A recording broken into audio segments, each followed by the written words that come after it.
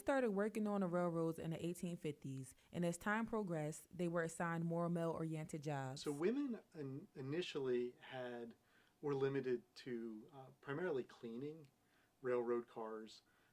Over time, women moved into some other kinds of jobs, mostly clerical jobs, working in the offices, sometimes selling tickets, but most often in the back office of railroads and continuing to clean them. What changed really was during the wars.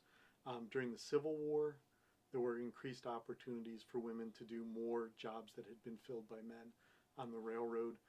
That really expanded again during the First World War and expanded even further during the Second World War.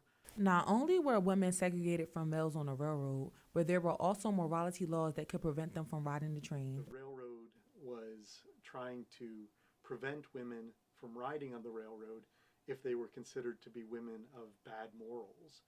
And it actually went to court, and when the court heard the case, they said that, it was not legal for a railroad to suggest what is the sexual morals of a woman, because that meant every woman who's stepping on the train would be scrutinized for, what's her, morality.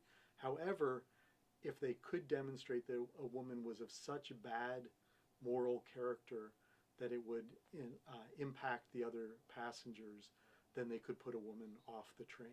Women who were single had more time to work on the railroad, opposed to married women who had to care for their children. When women got married, they often left the workforce. The big exception being that African American women tended to work more often when they were married than white women. So in a lot of cases, the expectation would be that once women were married and have children, they wouldn't be working for the railroad. Overall, women were faced with many challenges from balancing work life to motherly duties.